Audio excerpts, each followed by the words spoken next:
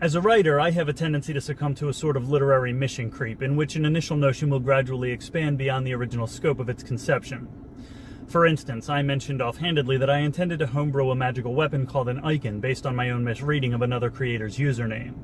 I meant to invent an unconventional item, since it seemed to me there are enough magical rings and bows and swords of all sorts making their way around the Forgotten Realms already, and it occurred to me that the Ycan might in fact be a shield that contains the final thought of a martyred god, and immediately after that I realized that the Ycan is a mental weapon of mass destruction. That weapon developed into an entire adventure, and that adventure developed into an entire campaign, and that campaign developed into an entire novel that may wind up developing into an entire series. Now, I've been catching up on a lot of Matt Colville's material lately, and he regularly reiterates the idea that the DM's job is not to tell their own story, but to create the world in which the players tell theirs. And it occurred to me that DMs who get too wrapped up in their own stories are probably just novelists lying in wait. Which is another one of the reasons that I haven't been around here all that much lately. I have been studiously outlining the origin, nature, and individuals involved with the history of the Ycan. Now, if you don't mind some structural spoilers for a story that stands about a 19% chance of actually getting written over the next few years, I will dive deeper into the details of all of this elsewhere.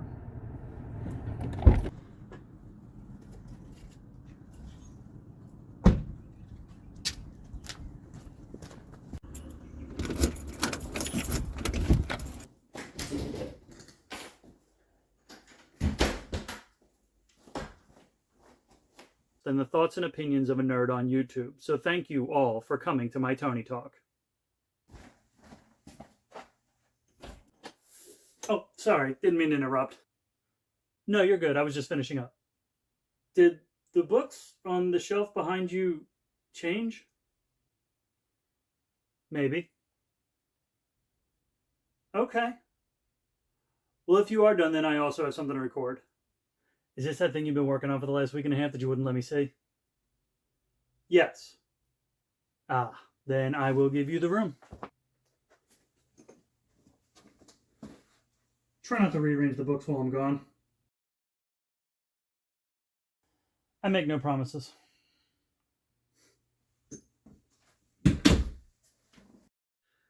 Ycan was the final thought of the martyred goddess Vinth, who sacrificed herself to bring an end to the Battle of the Electrum Heaven, the culmination of a war that raged across the burnished silver skies of Selenia as the pandemonial legions of Hare attempted to breach the gates of wisdom that guarded the realm of Jezerion, the god of learning. With the last of Vinth's psionic power, she forcibly projected a singular thought into the item nearest to her, the shield she carried on her arm, gifted to her by Baranar Truesilver, who had crafted the armor in the soul forge of Arachnor. In the aftermath of that cataclysmic celestial battle, the Agathian warrior Dariel recovered the shield and fled with it to the material plane, where he assumed the form of a Kalashtar and set out on a mission to deliver the tragic news of Vinth's death to those who had served her. Over time, however, Dariel inadvertently assembled an order of paladin who remained loyal to Vinth even after learning of her death, now pledging to serve the Agathian warrior who carried the last echo of the goddess to whom they had sworn their oaths. Dariel's company of paladin became known as the Sharvaran Order in honor of the Agathians' tendency to shapeshift into a hulking Elysian dreadwolf in the heat of battle, and they continued adventuring across the material plane for the glory of their fallen goddess. Eventually, however, the order was betrayed from within when the paladin Eldrigar turned against the Sharvarans in pursuit of more power than a dead goddess could provide, instead offering his fealty to the god of the Shadowfell, Hare, in order to gain access to the negative energy plane.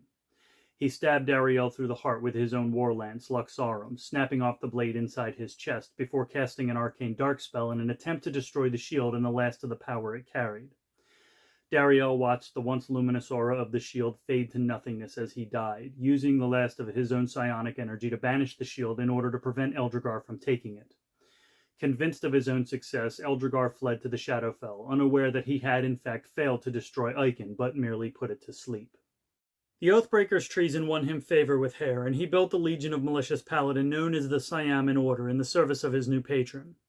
The Sharvarans became scattered in the aftermath of Eldrigar's treachery, having lost both the shield and the Agathian warrior who had carried it, but the shattered helve of Luxarum was salvaged and kept by the paladin Orland. He carried the length of wood as a talisman that occasionally doubled as a bludgeoning weapon itself as he adventured on his own before eventually retiring in the comfort of his professional earnings.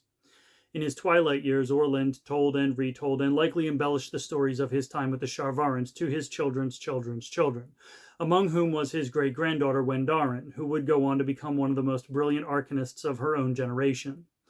And when the time came that Orland embraced the comfort of oblivion, the Helve of Luxarum became the focus of Wendarin's study, and through her years of intensive and occasionally controversial research, she discovered that the Helve allowed her to divine specifically how much longer any particular creature had to live.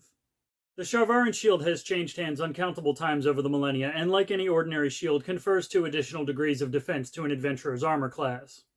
Over time and down the generations, the origin of the shield has become regarded as little more than a spectacular myth meant to increase the resale value of the item. This was the story as it was recounted to me by a traveling teller of towering tales, whose path crossed mine while recuperating in the port city of Balesmore after a harrowing adventure, but that was merely the beginning of her incredible tale. She went on to reveal that rumors were circulating that a fledgling adventurer had recently recovered a discarded shield and the handle of a broken warlance from a crypt beneath a temple to a goddess that no one has worshipped in dozens of centuries. Further rumors suggest that the echo of a martyred goddess sleeps within that shield, and that it might potentially be woken if the shield were to be blessed by the Etherian heirs, those being the widely scattered descendants rumored to have resulted from the goddess's occasional trysts with various beings across the material planes. But surely, Ycan is just an extravagant fiction, right?